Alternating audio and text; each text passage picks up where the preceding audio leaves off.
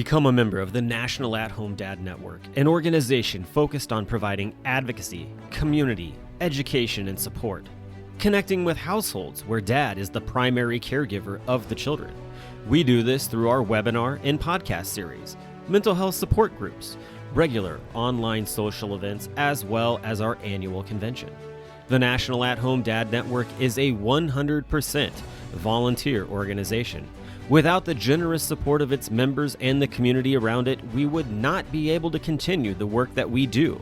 Becoming a member gives you access to past convention speaker presentations, the ability to vote for board members annually, and ensures that the organization's fees and bills are in positive standing. Oh yeah, it should not go unmentioned that there is some cool swag headed your way if you decide to become a member. For only $35 a year, your membership provides you with the exclusive content only we can generate, and you'll be supporting an organization that benefits families all around the country and world. By advocating for them, offering them community, providing education and guidance, and supporting them to grow in their parenthood journey. And one last thing, if you contribute $500 or more, you will become a lifetime member. Not only will you receive everything already mentioned, but also a certificate recognizing your status and an exclusive National At-Home Dad Network challenge coin with our trademark logo, Dads Don't Babysit. So, what are you waiting for? Become a member today.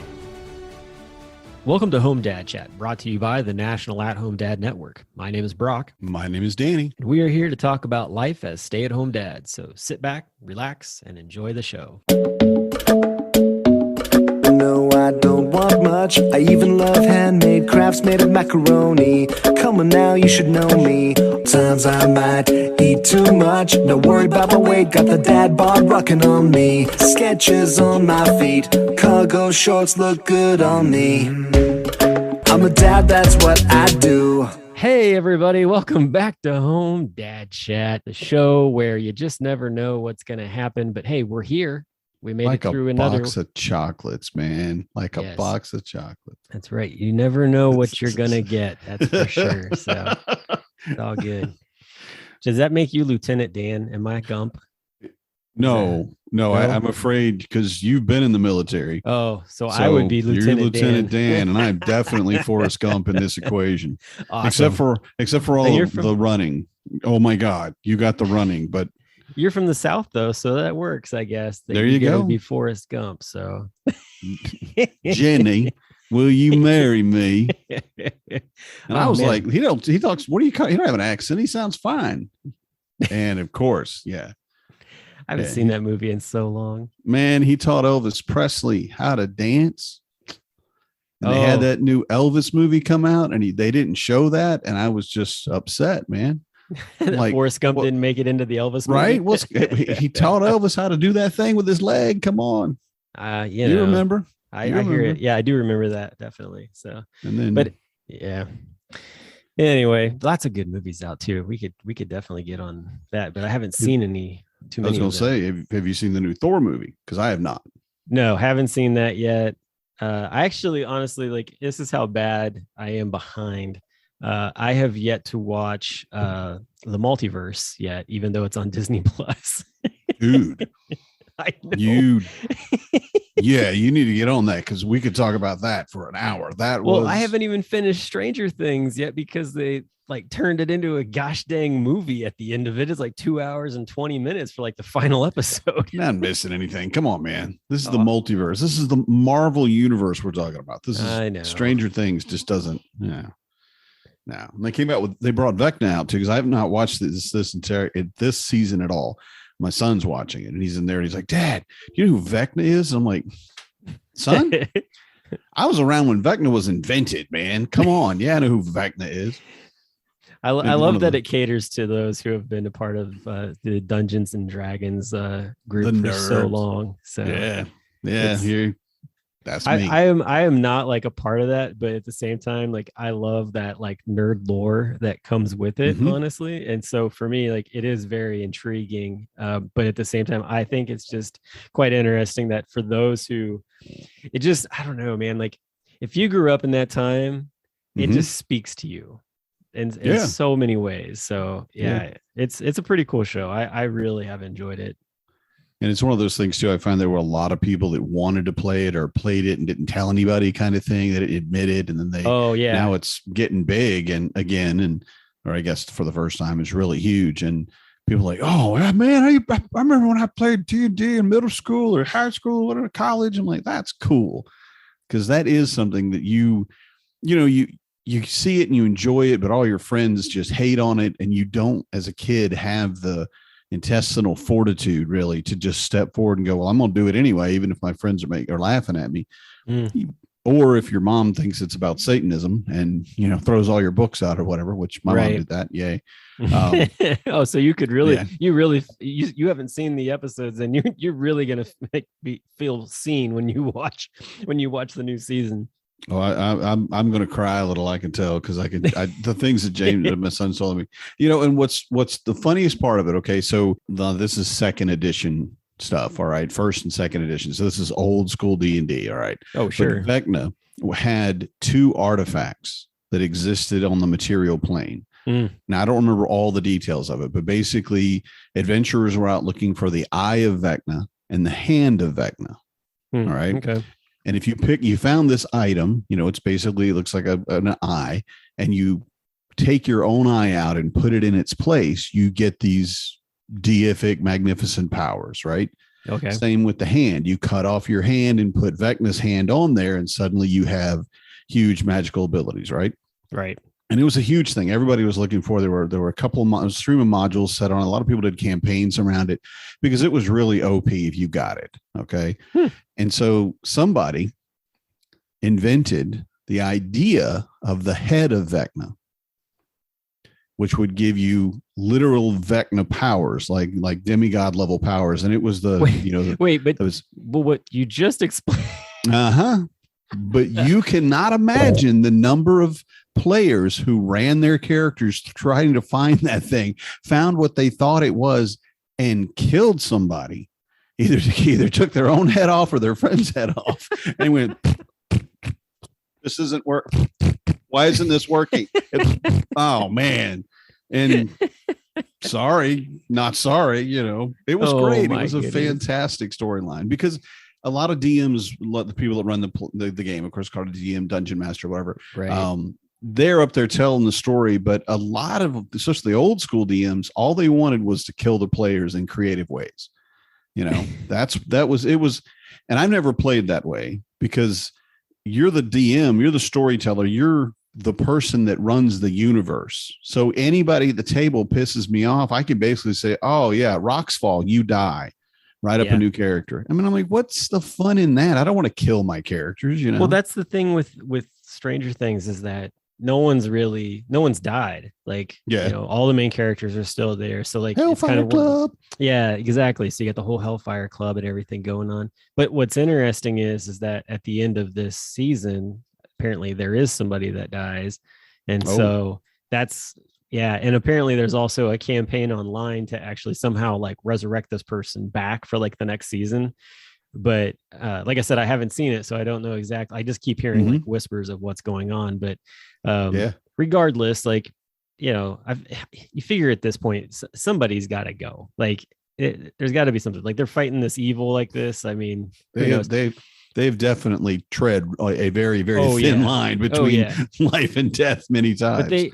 But the way that you describe Vecna is completely different in a lot of ways than how they portray him, especially in this season, especially. So there's no like looking for any kind of like eye or hand or anything like that. So it's completely different setup. So have you seen this season though? Are you caught up on this season?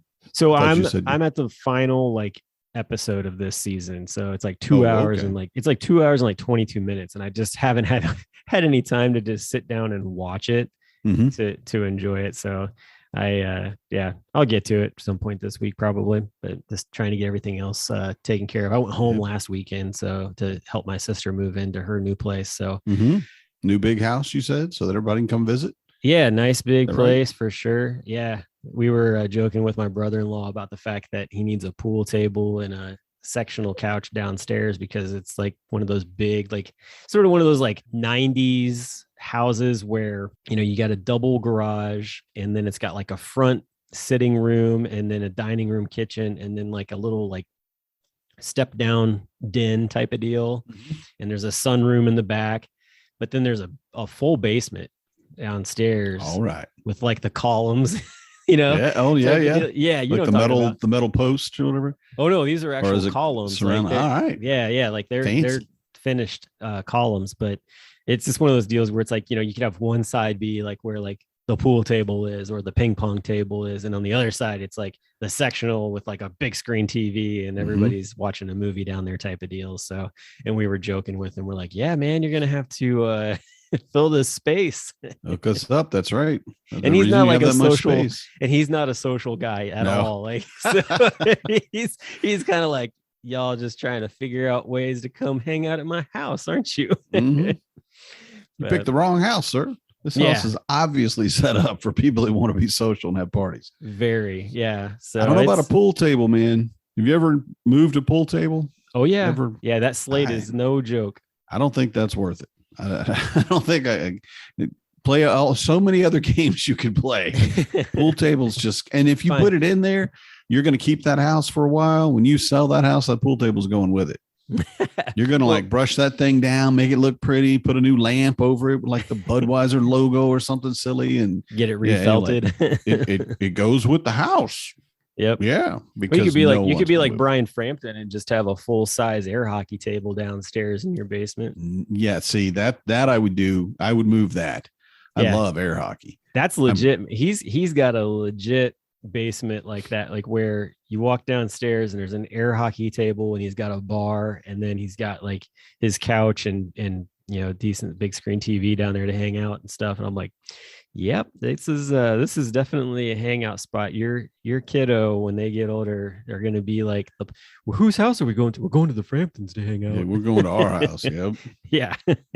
That's what I told Marnie. That's kind of what I want. I want our house to be at least one of the houses where all the kids in the neighborhood know that they're welcome. They can come by. We got plenty of snacks. We got food, you know, and something going on downstairs. Because the basement's really, I mean, I've got my room and we got other stuff down there, but it's mainly for the kids just to have a place to play when it's cold. Nice. You know? Yeah. And yeah, and I want I don't know if I'm going to get one because I don't know how the quality, but I want an outdoor projector of some sort. Man, you can get those for so cheap now. It's insane. You can, but you have to use the cheaper ones. You have to wait until the sun goes completely down. Oh yeah. Well, I mean, because of the different luminescences of them. But still, I mean, regardless, like it's pretty nice deal, honestly. Like, you know, even just to get a screen, like, you know, it doesn't take a whole lot. But the nice part with the projectors is that a lot of times you can get the connections that plug in from your phone, like straight into to those. So like I have a buddy that he does fight nights at his house. So like, hey, we're going to watch boxing. And so we go over to his place and he's paid for like the subscription for like the main boxing application. And so basically like anytime there's a fight, like, you know, everybody else is paying pay-per-view or whatever. We don't have to pay any of that. Just go over and get a bunch of wings and some beer and hang out and watch the fight. So cool. Good time.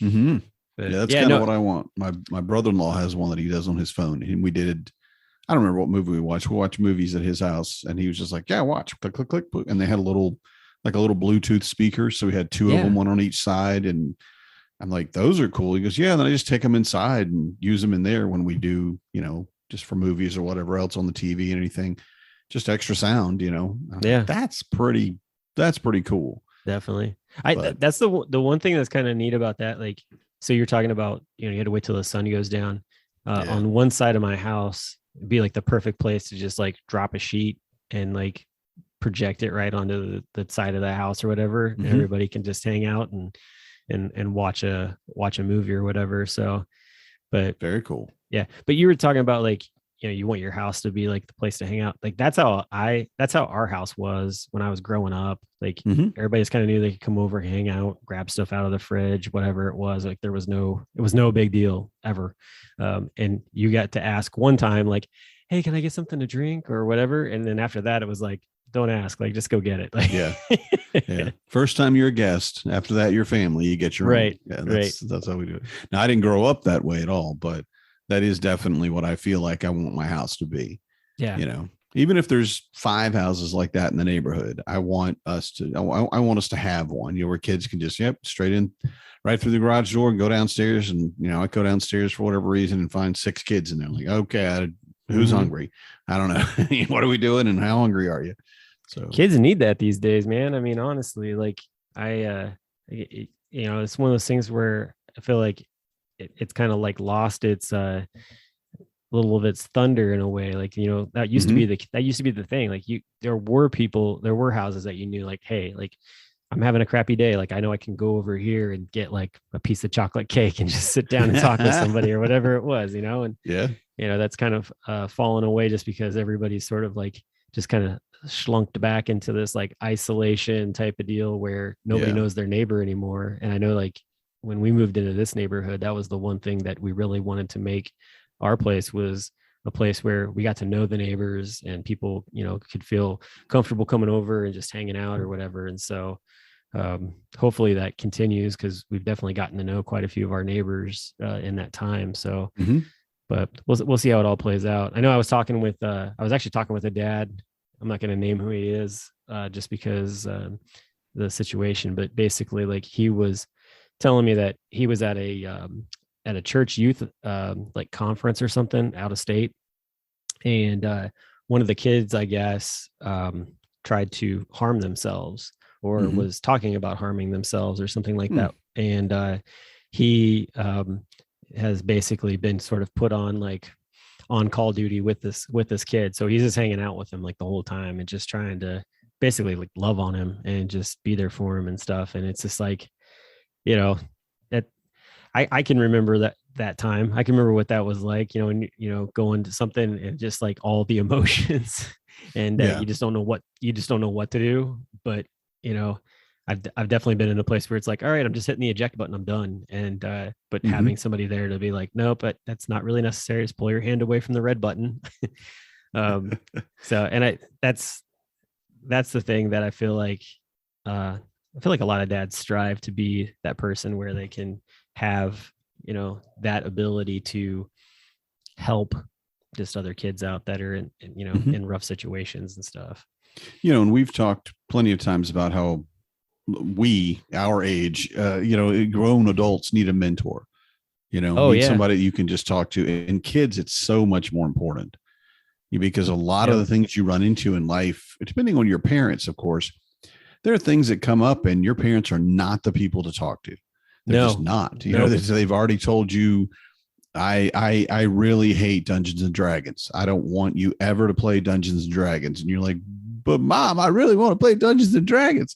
Now that's a very simplified illustration, obviously, but the reality of it is so many things that we run into as kids, we're not ready for, right? There was just for whatever reason, a lot of times I feel like as parents don't tell their kids about stuff until they hit it, until it hits them in the face, kind of thing. Right. They wait too long. Yeah. They wait too long to address the situation. Yeah. And you don't want to push your kids. You don't want to give your kids too much information. I absolutely understand that. But at the same time, when's this going to come up? Whatever it is, what age are they going to be? Are they, especially if you're talking about, from 10 years to 20, teenagers run into just completely different things at completely different ages. Yeah. Gotta prepare them as well as you can. But a lot of times, even if the parents are great and did everything right, that everything as prepared as they can be, you still need somebody you can talk to that is objective, is non-judgmental, is caring, but isn't going to try to harangue you into doing something different or isn't going to criticize you. That's just going to listen and give you some what I would call fatherly advice, Well, I was listening to NPR today and they were talking about the fact that, a lot of folks, especially folks of color, just don't have any sort of access to financial education.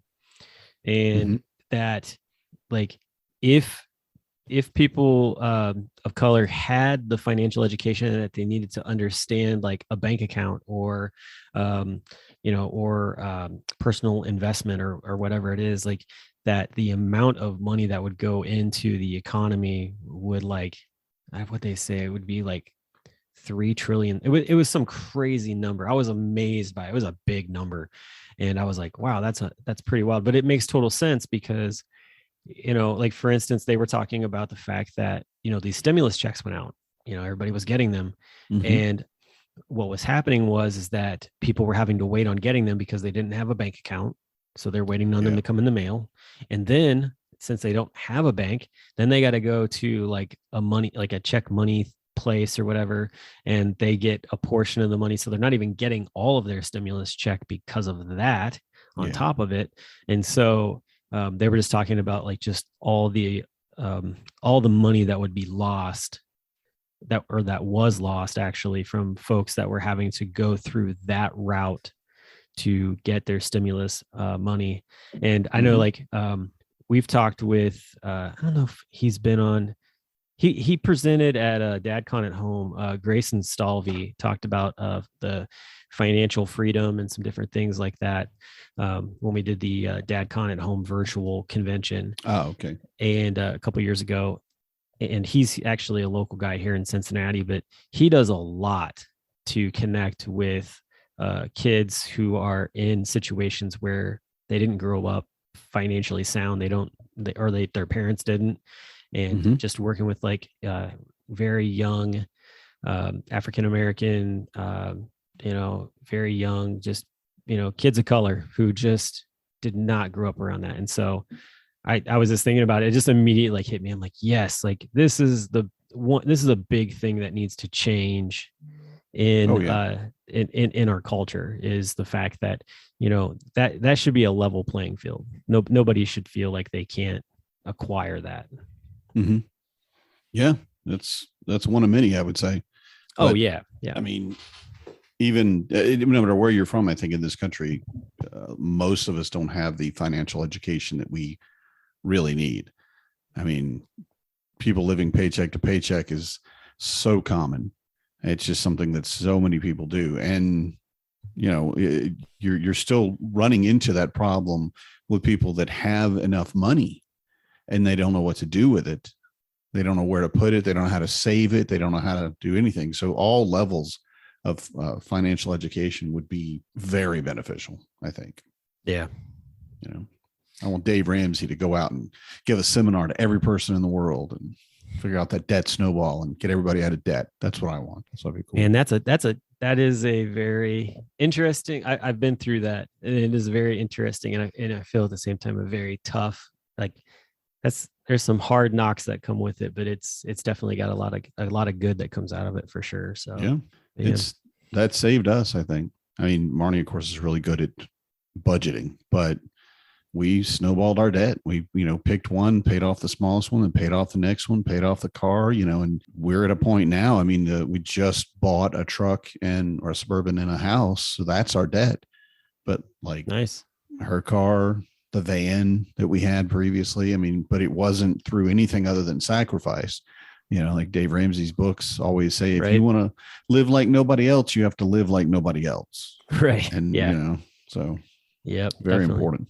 For sure. Good information. For sure. Definitely. So speaking of financial stuff and everything, I can feel that just because of the fact that I've been sort of looking at like budgeting wise, like what it's going to take for me to go to Home DadCon this year.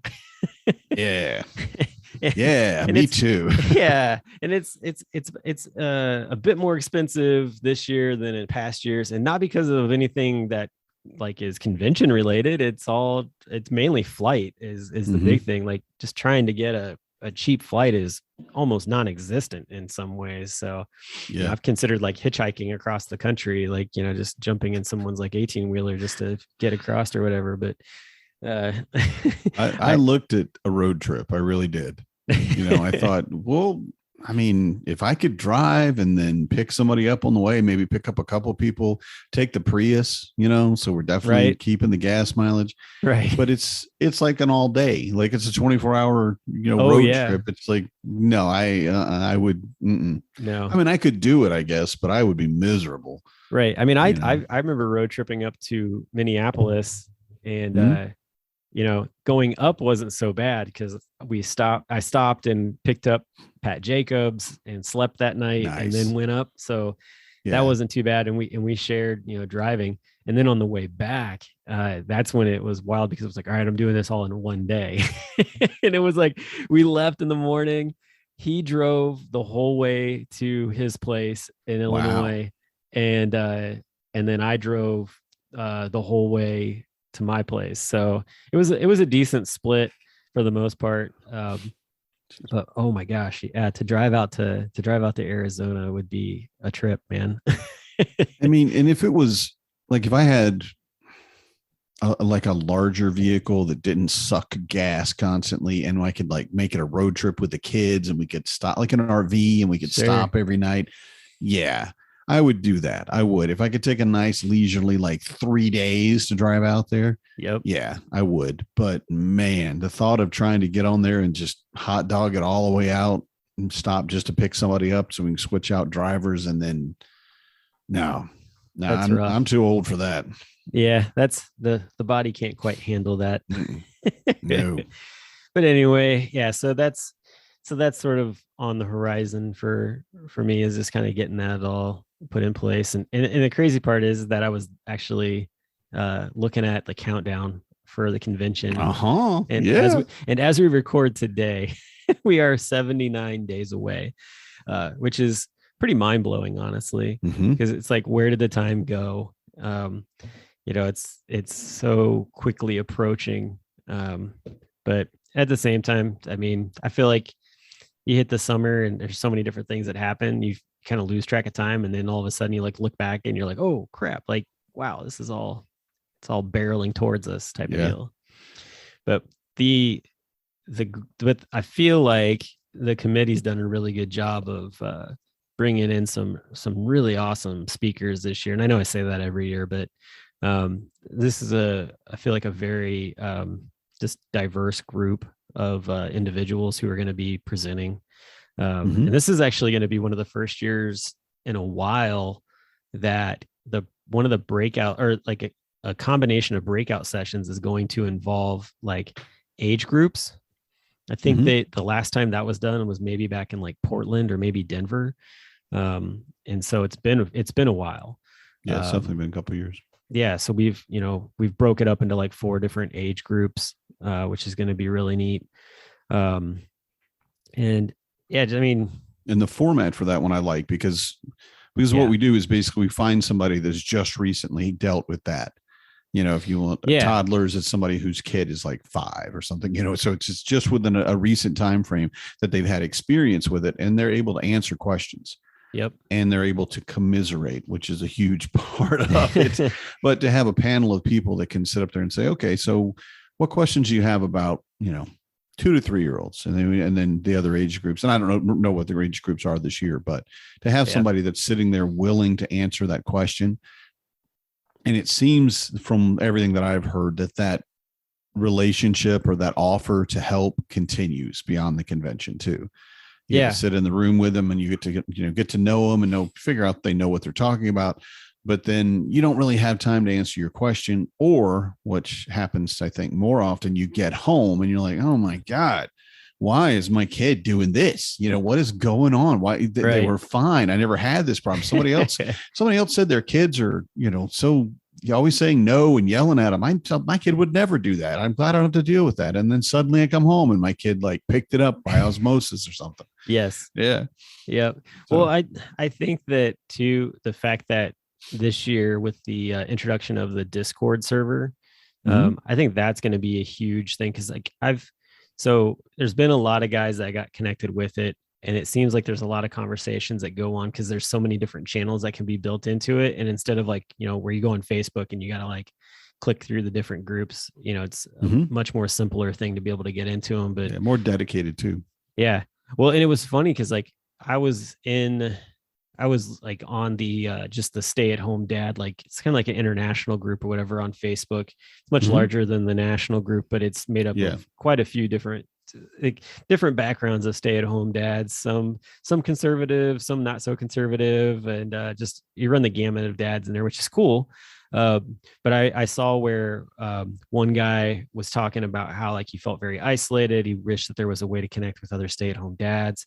And then someone else posted like, yeah, I wish there was like a Discord channel or Discord server or something like that. And I was like, immediately, like, I'm like, as a matter of fact, there is, and like put in the like link or whatever, and had like 4 or 5 guys like jump in and was just like, this is awesome. Like, I'm so glad that this was created. And so I'm hoping that will be something that helps carry on like the conversations through Home Dad Con, with people who maybe they didn't get their question answered, or something crazy like you were talking about happens when they get home. They're like, well, my kid wasn't doing that when I left, but now, right.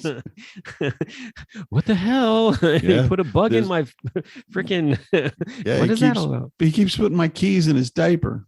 Yeah. What? Yeah, he just does. Yeah, he just takes the keys and puts them in his diaper. Now, I mean, I never lost my car keys because I put them, I guess I'm anal about where I put my stuff and keep it. But Marnie lost her keys on 2 occasions, and they were both in the kids' pants, and it's just like, what it was diapers. So you don't have pockets, maybe? I guess that's what it is. You just want to, I wish you were a marsupial and you just want to stick it in there like a kangaroo or a possum or something. Just keep it warm. What are you doing? Right. Yeah. And like, ew.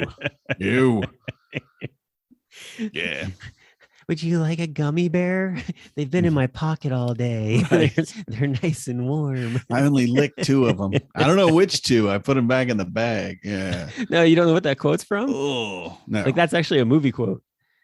Nope. Doesn't ring a bell. Ferris Bueller's Day Off, at the very end, when the principal gets on the bus. Oh, all right. It's down next to like the weird girl. She's the like, weird girl. Would you like You're a so gummy? mean. I know. Would you like a gummy bear? I don't remember that, but I remember him getting on the bus because his shoe was off and his hair is messed up and his ties, like almost on fire. He's like, okay. And sits down next to the goofy kid. It's almost like one of those like preemptive, like secret scenes to the movie, because it happens like so late and almost in the credits itself. But yeah.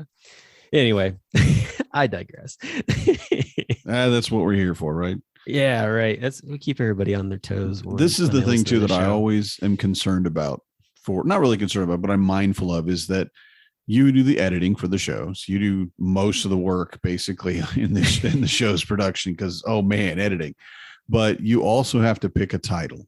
Every week you pick a title that tries to encompass all of the rabbit trails we ran down through that day, through that show. And it's like, oh, well, like this show, what are we talking about? I don't know, man. We're just talking. And, so maybe D&D. I don't know. Maybe gaming. I don't know, man. I don't know. It'll be interesting to see exactly what happens in that. Someday we'll learn to focus. I don't think so. No. I'm pulling your leg. So, but anyway, Home Dad Con. There, that's the title. So. Another unfocused show. Another unfocused episode. This is why Danny needs Adderall. It's all good. It's all good. I'm not on Adderall, y'all. Just saying. I'm not. Oh man. Maybe it should be. But anyway, so Home Dad Con, some great breakouts coming up. Right, definitely. And also too, we'll take this moment to say that we have Home Dad Chat vinyl stickers that we just produced, and I know that some people saw them on the Discord channel, but we're gonna do some giveaways with these. I was thinking that maybe for this episode, I think that the first person to send us, how do we want to do this? The first person to comment on Instagram, we'll do it that way. So when we post this episode, the first person to comment on the Instagram post, what was... Let's just say, I want a sticker. I want a sticker? Yeah, because I mean, first person that posts, who knows what they're talking about? They might just see it. It might be a bot. But first person says, I want a sticker. See? All right. Well, we're going to go off of Danny's thing. First person to say that they want a sticker. I mean, if they got this far into the episode. Yeah, I would say, they deserve a reward for sure. All right. So you heard it here. So first person to comment, I want a sticker. On Instagram. We'll send you out a sticker. So That's how we'll do that. Easy. Easy First peasy. sticker giveaway. First sticker giveaway. First sticker giveaway in the mail. That's right. In the and mail. I just want to tell everybody too, I don't have any of those stickers, so I might be the first person on Instagram if you're not quick. You jump in there. I gotta Al stays home. I'll send you some, comments man. on that. That's he wins. All right. I'm just saying. It's all good. No, yeah, it's fine. I am very excited about us having stickers. Have just a little bit of paraphernalia from. I mean, the show has been going on for so long, and we're really getting to the audience that I feel we intended to reach. Oh yeah, that we're really talking to the people that really matter to us, and and probably a lot of people that we didn't expect either. Yeah, but we're really able to talk to people that just need to, I guess, listen to two guys talk about being an at-home dad. Well, last week's episode was awesome, man. Talking to Joshua, yeah. And honestly, like I'm excited to get him back on the show and talk about it's kind of what he's been dealing with his kiddo and all the hospital stuff. Mm-hmm. But yeah, just getting to talk to him about like poor guy, all of the kosher being a supervisor in the kosher world. And yeah, I didn't know that about him. I didn't either. It was very I was like, whoa, what are we getting into? This is awesome. Yeah. And he pulls out all those books. I'm like, okay. Yeah, like almost an encyclopedia. It's like, here's the manual. Wow. All right. Yeah.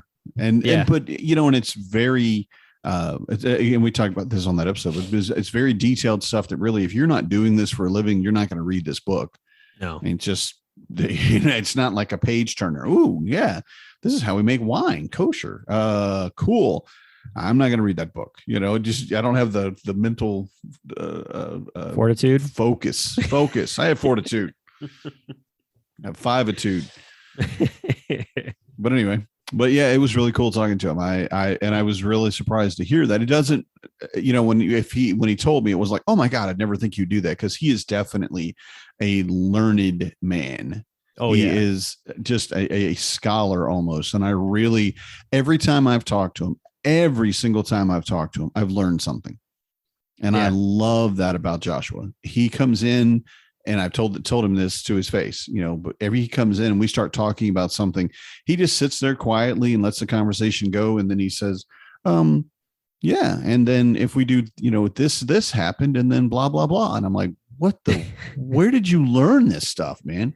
He's a very intelligent man. That's the whole rabbinic order, like that whole part of things. Like it's all about just sitting and listening, and then picking the right time to finally like speak out. He does it well too, because every time Joshua talks, it means something. Oh yeah. Like a guy like me, I just talk all the time and I blah, blah, blah. And it's like, okay. Well, you were talking about the fact that like I edit the podcast. So like editing the podcast with him, like because he is so thought out in his talking, and this happens with a lot of people, you can tell a person who's like really thinking things like through as they talk.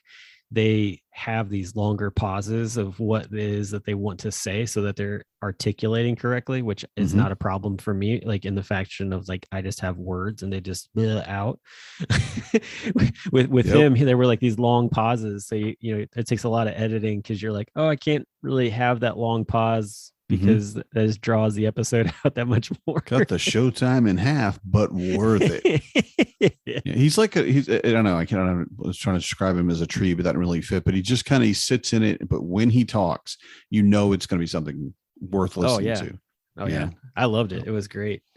So we'll get him back on again for sure.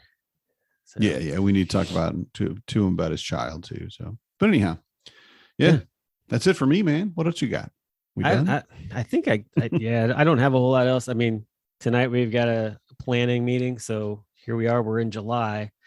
So August and September. So in all actuality, like, there's only a couple months or so left of just getting things situated. We'll probably have a few more planning meetings, but we're trying to get everything squared away. So that's tonight's a kind of a big meeting night for all that. So, but hopefully, here soon we'll start seeing guys buy their registrations. I know a lot of guys have been sitting back kind of waiting, but honestly, like the sooner the better. Hotel rooms are filling up super fast. Yeah, definitely. We were talking about that last week. got numbers, and they're definitely up there, which is awesome. So there's a lot of guys that are planning on coming. It's just, the tickets haven't been sold, but the hotel rooms have been reserved. So, which is important anyways, because honestly, like, it doesn't cost anything up front to reserve your hotel room. So that's the easy thing, is like, okay, like I can get that put in place. But then the ticket itself is the part that, that's where the money starts flowing in, and things happen. So and we're in crunch time too. I mean, we're barely over 2 months. I mean, we've cut the 3-month mark easily. And guys, if you're waffling at all, you're waiting, you need to go ahead and stop waiting, because rooms are all going to be gone. Although hopefully we'll be able to find a roommate, somebody to hang out, to share the room rate and all that. Right. But got to get your tickets, guys, because it's coming fast. And for anybody who doesn't know, one of the things that's going on behind the scenes that's really cool is there's a whole lot of planning going on for the beer share, which is something that's not like an official part of the convention, but sort of has become like an adopted part of the convention, just because it's a great after hours hangout place, especially if you're like, I don't really want to spend a whole lot of money, but I want to hang out with everybody. And hey, you don't have to worry about, paying for beer, because just either bring some or whatever and hang out with everybody. But man, there's a group of guys who are doing some really cool work to help get guys to the convention for following years. And they've, been raising a lot of money and awareness. So it's going to be interesting to see how that all plays out. But from what I understand, there are going to be some really cool goodies for raffle prizes and things there. So I've heard rumors. Yep. Yeah, I've heard rumors. I've heard whispers. I've talked to those who whisper. So I can definitely not deny that. I know that there is definitely some cool stuff coming to that. So just another thing to check out. But yeah, man, I don't have a secret to reveal, guys. Sorry, not my secret to reveal. Nope, definitely not. Maybe we'll get a little bit closer. Maybe we'll have one of those guys on to talk a little bit more about it. That would be fun, actually. So we'll see how that all plays out. But yeah, I mean, not a whole else going on. This week is just kind of getting back into the swing of things, and that's about it. So yep. All right, man. You have a good one, man. We'll talk next week. All right. Good night, everybody. Good night. I'm a dad, that's what I do.